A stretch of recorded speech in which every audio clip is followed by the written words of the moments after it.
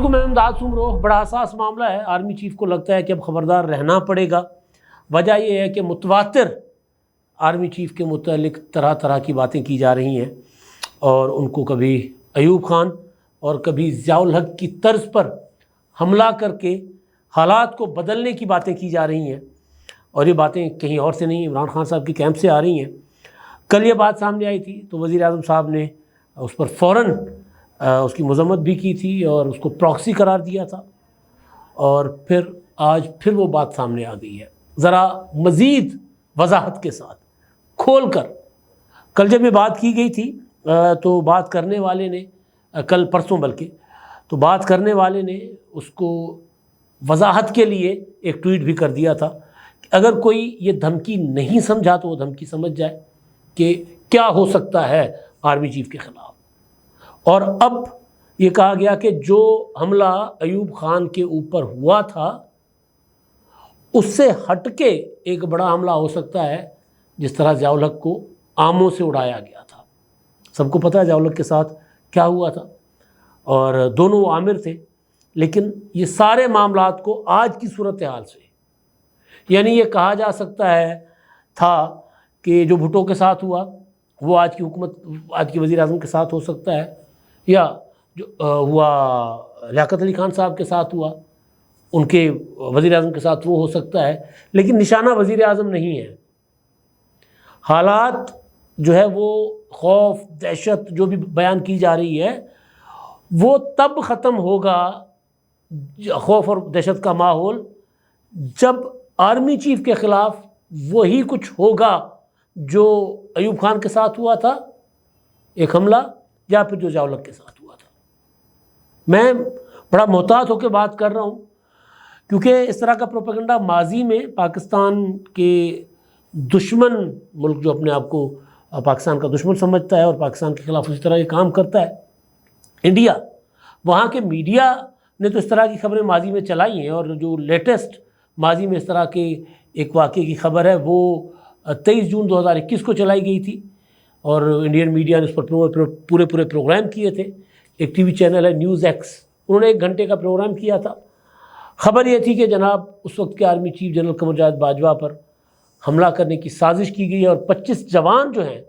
جو کمانڈوز تھے SSG کے، وہ وہاں گرفتار کر لیے گئے۔ پاکستان میں کوئی ایسی خبر کچھ ہوتا ہے تو بات سب باہر آ جاتی ہے، لیکن بہرحال پڑوس سرحد پار سے تو اس طرح کی چیزیں ہوتی تھیں، اب سمندر پار سے اس طرح کی چیزیں ہو رہی ہیں، لیکن یہ باتیں کرنے والے یہ عمران خان صاحب کی پراکسی ہیں۔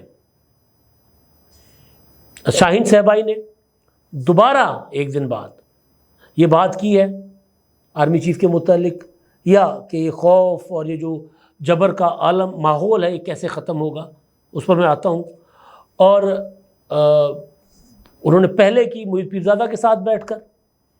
ان کے ساتھ انٹرویو میں، اب پھر ان کو عادل راجہ نے بٹھا دیا، جن کے خلاف ریاست پاکستان نے، حکومت پاکستان نے لندن میں مقدمہ کیا ہوا ہے، جن کا یوٹیوب چینل بند کروا دیا گیا ہے۔ اب وہ مختلف، کبھی فیس بک پر، کبھی کوئی اور پلیٹ فارم استعمال کر کے، اور وہ پاکستان کی فوج اور پاکستان کے اداروں کے خلاف ایسا پروپیگنڈا کر رہے ہیں بیٹھ کر کہ بندہ حیران ہو جاتا ہے۔ اور وہ کیونکہ ریٹائرڈ میجر ہیں، اور وہ جس وثوق کے ساتھ بات کرتے ہیں کہ جی میں کیونکہ فوجی رہا ہوں تو میرے فوج کے اندر سورسز ہیں، تو وہ اس طرح بات کرتا ہے، اور پھر عمران خان صاحب کا جو کیمپ ہے وہ اس کو ایکو کرتا ہے۔ یہ ایک پورا نیٹ ورک ہے، میں وہ جو میں نے نوٹس بنائے ہوئے تھے نا وہ ذرا نکال لے رہا ہوں۔ یہ پورا ایک نیٹ ورک ہے عمران خان صاحب کا، ہڑ کھڑ میں کہتے ہیں، ایک مارتا ہے اور دوسرا اٹھاتا ہے۔ یعنی کبھی عمران خان صاحب لائن دیتے ہیں تو وہاں اس لائن پر یہ باہر بیٹھے لوگ جو ہیں وہ پراکسی چلا رہے ہوتے ہیں، شروع ہو جاتے ہیں حکومت کے خلاف، فوج کے خلاف یا پاکستان کے خلاف، اور کبھی وہ وہاں سے بیٹھ کر کوئی شدنی چھوڑ دیتے ہیں، اور یہاں عمران خان صاحب اس کے ساتھ کھیل رہے ہوتے ہیں۔ جیسے آپ کو یاد ہوگا 2011 میں عمران خان صاحب نے ایک وہاں سے شدنی چھوڑی گئی تھی کہ آصف زرداری نے میمو گیٹ ایک خط لکھا ہے امریکہ کو، اور ان کو کہا ہے کہ جی مجھے پاکستان کی فوج سے بچائیں، اور پھر عمران خان نے وہ جلسے میں 2011 کا جو 30 اکتوبر کا جلسہ تھا اس میں انہوں نے وہ بات کر لی تھی۔ ابھی کئی بار پاکستان کی فوج کے اندر بغاوت کی خبریں باہر بیٹھ کے چلائی گئی اور عمران خان صاحب یہاں اس کو ایکو کرتے رہے مختلف طریقوں سے، مختلف انداز سے، اور پھر جب خود سے بات ہوئی تو کہتے ہیں جی میں تو دیکھیں میرا تو آرمی چیف کے ساتھ کوئی معاملہ نہیں ہے، میری کوئی لڑائی نہیں ہے۔ جو بات کی شاہین صہبائی صاحب نے، اس بات کو وزیر اعظم تو سمجھ گیا کہ کدھر جا رہا ہے معاملہ، انہوں نے اس کی مذمت کی اور انہوں نے اس کو عمران خان کی پراکسی قرار دے دیا۔ لیکن عمران خان صاحب نے اس بات کی مذمت نہیں کی،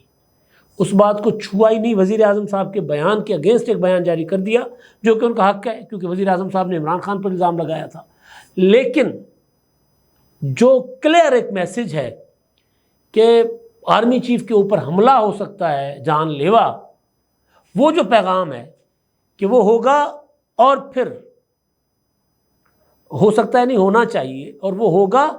اور پھر پاکستان سے جبر کا جو ہے وہ کہ حالات ختم ہوں گے ورنہ ختم نہیں ہوں گے، تو یہ پیغام تو اس کو عمران خان صاحب کو مذمت کرنی چاہیے تھی، کیونکہ جو 9 مئی کا واقعہ ہے وہ اسی سلسلے کی کڑی تھا، پلان یہی تھا، منصوبہ یہی تھا۔ تو بہرحال اب ہونا تو یہ چاہیے تھا کہ جو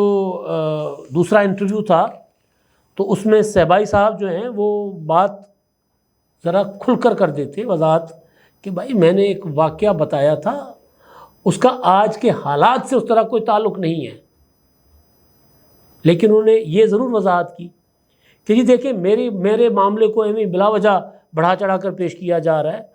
اور میں نے جو ہے وہ بات کی ہے اس کو ایویں غلط رنگ دیا جا رہا ہے، یہ تو انہوں نے بات کی۔ لیکن وہ یہ کہتے ہیں کہ جی مجھ سے کیونکہ پوچھا گیا تھا کہ دہشت کا دور، یہ جبر کا راج کیسے ختم ہوگا، تو میں نے حوالہ دیا تھا کہ 1968 میں ایوب خان پر ایک لڑکے نے کھڑے ہو کر گولیاں چلائی تھی جلسے میں پشاور میں، اور اس کے بعد ایوب خان کا جو جبر کا محل تھا وہ دھڑام سے گر گیا۔ پھر یہیں نہیں چپ ہوتے، پھر اب وہ یہ کہتے ہیں کہ ایک اور واقعہ ضیاء-ال-حق کا جبر کا راج تھا، اور وہ بہاولپور میں جب اس کا جہاز پھٹتا ہے تو اس کے ساتھ وہ ختم ہو جاتا ہے، تو جبر کا راج تو اسی طرح ختم ہوتا ہے۔ ایک واقعہ چاہیے اس کے لیے، ایک واقعہ، مطلب کیا ہے؟ سیدھی سیدھی بات ہے نا۔ اچھا، اس کے بعد پھر وہ جو عادل راجہ صاحب ہیں وہ اس بات کو سیکنڈ کرتے ہیں کہ جی پاکستان میں ایسا ہو سکتا ہے۔ وہ کہتے ہیں کہ جی میری افسروں سے بات ہوئی ہے، جو فوج کے افسر ہیں، ان کے اندر جنرل عاصم منیر صاحب کو حقارت سے نام لیتے ہیں، کے خلاف شدید نفرت ہے۔ اب یہ وہ لوگ ہیں جو مسلسل جھوٹی خبریں باہر سے بیٹھ کر پھیلاتے رہے، مسلسل، اور انہوں نے تو یہ کہہ دیا ہوا تھا کہ جی عاصم منیر کو تو اب آرمی چیف رہے ہی نہیں ہے، تو اب یہ دوبارہ یہ چیزیں کر رہے ہیں، یہ حرکتیں کر رہے ہیں۔ اب میں یہ گزارش کر رہا تھا کہ وزیر اعظم صاحب نے تو اس کو کہا تھا کہ عمران خان کی یہ پراکسی ہے، تو اب اچھا ایک اور چیز وہ کہتے ہیں شاہین صہبائی صاحب کہ مشرف کے زمانے میں بھی خوف کا راج تھا، اور فوجی افسران کو منع کر دیا گیا تھا کہ وہ باوردی باہر نہ جائیں، گئے تو ایک کرنل یا میجر کو کہہ رہے کٹ شٹ پڑ گئی تھی، ایسا واقعہ کوئی ہو سکتا ہے۔ اب وہ جو کہتے ہیں نا کہ سیب کے ساتھ سیب کا موازنہ کیا جاتا ہے، کیا آج پاکستان میں مارشل لا ہے؟ کیا آج پاکستان میں منتخب حکومت نہیں ہے؟ کیا آج پاکستان کے آرمی چیف جو ہیں وہ آرمی چیف بھی ہیں، وہ چیف ایگزیکٹو بھی ہیں، وہ صدر بھی ہیں، وہ فیلڈ مارشل بھی ہیں؟ کیا عاصم منیر نے ضیاء-ال-حق، ایوب خان کی طرح اور مشرف کی طرح پاکستان کا آئین توڑا ہے؟ جواب ہے نہیں۔ تو پھر یہ مثال ان کے لیے کیوں ہے؟ پھر اس حکومت کی مثالیں فوجی آمروں کی والی مثالیں کیوں ہیں؟ آپ کہہ سکتے ہیں جی نواز شریف دیکھ لیں، جی نواز شریف صاحب بہت فرعون بنے ہوئے تھے، وہ 15ویں ترمیم کے ذریعے سارے نظام کو تہس نہس کر کے امیر المومنین بننا چاہ رہے تھے، ایک واقعے نے ان کو ہلا دیا، آپ کہہ سکتے ہیں بینظیر بھٹو نے فلاں فلاں فلاں کچھ کیا ہوا تھا، آپ کہہ سکتے ہیں کہ بھٹو نے اپنے سیاسی مخالفین کو جیلوں میں رکھا ہوا تھا، اور پھر ایک واقعہ ہوا اور بھٹو کی حکومت جو ہے وہ اس کے خلاف لوگ اٹھ کھڑے ہوئے، کہہ سکتے ہیں، وہ مثال دے سکتے ہیں۔ لیکن کٹ پتلی امپورٹڈ حکومت یا جو بھی آپ اس کو نام دے رہے ہیں، عمران خان کا کیمپ، تو اس حکومت کے سربراہ کے اوپر آپ مثال دیں نا ماضی کے حکمرانوں کے سربراہوں کی۔ آپ ماضی کے فوجی آمروں کی مثال کیوں دے رہے ہیں؟ یہ کیوں بتا رہے ہیں کہ ضیاء الحق پر حملہ ہوا تھا اور عام پھٹ گئے تھے؟ کیوں کہہ رہے ہیں کہ ایوب خان پر گولی چلی تھی؟ یہ کیوں کہہ رہے ہیں کہ مشرف کے دور میں فوج کو پھینٹی لگی تھی، کٹ پڑی تھی؟ کیوں کہہ رہے ہیں؟ کیونکہ لوگوں کو انسٹیگیٹ کر رہے ہیں۔ اصل چیز یہ ہے، ورنہ میں کہہ رہا ہوں کہ میں مان لیتا ہوں عمران خان صاحب کی بات کہ جی آج کی حکومت کو مکمل جو ہے وہ فوج اس کے پیچھے کھڑی ہوئی ہے اور فوج کی لائی حکومت ہے، میں فرض کر لوں تھوڑی دیر کے لیے میں آرگومنٹ مان لیتا ہوں، لیکن مارشل لا تو پھر بھی نہیں ہوا نا۔ یہ کہہ سکتے ہیں کہ جی جس طرح عمران خان صاحب ہوا کے گھوڑے پہ سوار تھے، سارے سیاسی مخالفین کے خلاف یہ کر رہے تھے وہ کر رہے تھے، تو ان کے معاملات گڑبڑ ہو گئے آرمی چیف کے ساتھ DGISI کے معاملے پر، ایک اندر سے واقعہ ہوا، فوج عمران خان سے پیچھے ہٹ گئی۔ آپ یہ کہہ سکتے ہیں کہ شہباز شریف اور آرمی چیف کے درمیان کوئی نہ کوئی کھٹ پٹ ہو سکتی ہے، کوئی گڑبڑ ہو سکتی ہے، تو لہٰذا فوج پیچھے ہٹ جائے گی، اس کے بعد عمران خان اس حکومت کو رون دیں گے، یہ بھی آپ کہہ سکتے ہیں۔ یہ سارے منصوبے جان سے مارنے والے کیوں بتا رہے ہیں آپ؟ اور وہ بھی اس وقت کے آرمی چیف جو کہ براہ راست حاکم تھے، قابض تھے، اب تو اس وقت کوئی قابض نہیں ہے۔ تو مطلب یہ کہ آپ کا نشانہ آرمی چیف ہے، ٹارگٹ آرمی چیف ہے، لوگوں کو انسٹیگیٹ آرمی چیف کے خلاف کیا جا رہا ہے۔ عمران خان صاحب نے کل جب وزیر اعظم صاحب نے اس طرح کی اسٹیٹمنٹ پر سخت رد عمل دیا تھا اور انہوں نے کہا تھا کہ پراکسی ہے اور یہ جو نفرت کی سیاست ہے اب نہیں چلے گی، عمران خان کو پتہ ہونا چاہیے، تو عمران خان صاحب نے اس کو کہا تھا کہ مزے کا خیز الزامات ٹویٹ کیا تھا، مزے کا خیز الزامات عائد کرنے کے بجائے جس سوال کا جواب شہباز شریف کے ذمے ہے وہ یہ کہ 9 مئی کے واقعات کا سب سے بڑا فائدہ کسے پہنچا، کس نے اٹھایا۔ میں بار بار کہتا آیا ہوں، دوبارہ کہتا ہوں کہ بینیفیشری یہ نا بہت ہی ایک عام سی نا ایک احمقانہ سی یہ بات ہوتی ہے کہ دیکھیں اس واقعے کا فائدہ کس کو ہوا ہے۔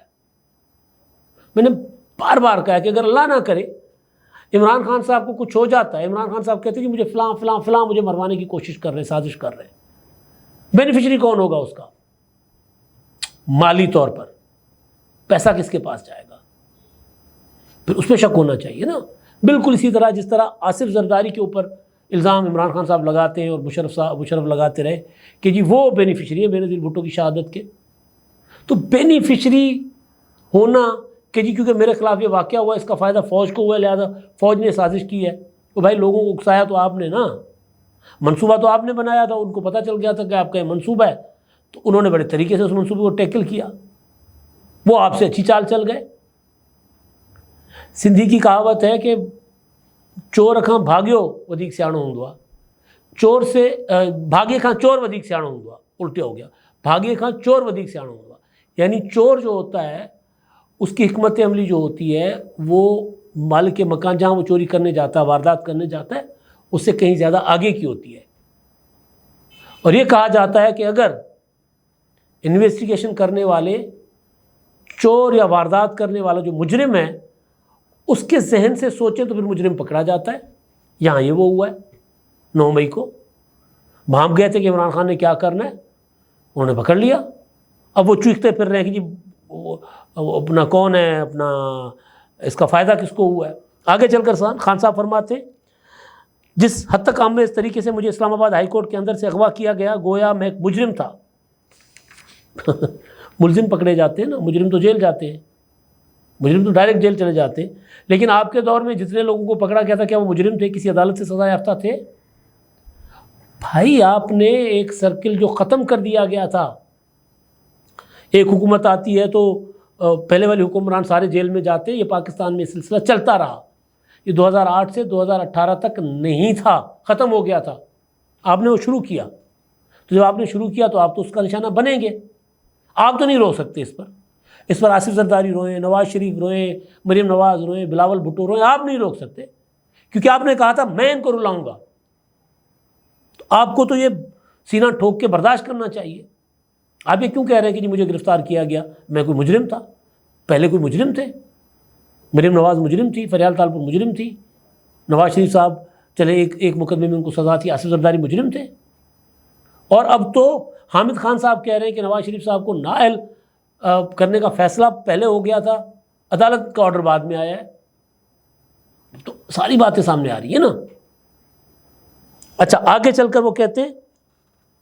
جبکہ اسی دوران میرے وکلاء اور اسلام آباد ہائی کورٹ کے عملے سے بھی مار پیٹ کی گئی، اسے سپریم کورٹ کی جانب سے مکمل طور پر غیر قانونی اور غیر آئینی قرار دیا جا چکا ہے۔ کیا میرے خلاف ایک غیر آئینی اقدام پر آپ کی حکومت نے کسی کا محاسبہ کیا؟ آج لاہور میں ایک عدالت نے فیصلہ دیا ہے، منی لانڈرنگ کے مقدمے میں سلمان شہباز کو رہا کر دیا ہے، اور عدالت نے آرڈر جاری کیا ہے کہ شہزاد اکبر کے خلاف کارروائی کی جائے جھوٹا مقدمہ بنانے پر۔ کیا کہیے گا حضور؟ اس پر میں اگلے ولاگ میں بات کروں گا۔ شہزاد اکبر نے جو لندن سے ان کو نواز شریف اچھے لگنے لگ گئے ہیں نا، تو اگلے ولاگ میں اس پر بات کرتا ہوں۔ کسی بھی آزادانہ تحقیق میں یہ حقیقت ثابت ہو جائے گی کہ انتخابات میں تحریک انصاف کے ہاتھوں شکست سے خوفزدہ آپ کے مجرم حواریوں اور منی لانڈرز پر مشتمل گروہ ہی 9 مئی کے اس فتنہ و فساد اور بعد ازاں تحریک انصاف کے خلاف کریک ڈاؤن میں ملوث تھا۔ حتمی طور پر آپ کو متنبع کیے دیتا ہوں کہ آپ عوام پاکستان کے وہ اربوں روپے جو آپ نے چوری کر رکھے ہیں کو بچانے کے لیے پاکستان کی سب سے بڑی سیاسی جماعت اور مقتدرہ کے درمیان منافرت کے بیج بونے کی غرض سے داغے جانے والے اپنے احمقانہ اور مزے کا خیز بیانات سے کسی کو بیوقوف نہیں بنا سکتے۔ سوال یہاں پر یہ ہے سرکار، میں مان لیتا ہوں کہ 9 مئی کے واقعے کی آڑ میں تحریک انصاف کے خلاف کریک ڈاؤن کیا گیا ہے، کارکنوں کو گرفتار کیا گیا، لیکن سوال یہ ہے کہ آپ کے دور حکومت میں تو کوئی 9 مئی نہیں ہوا تھا، آپ کے دور حکومت میں تو کبھی کسی نے فوجی تنصیبات پر حملے نہیں کیے تھے،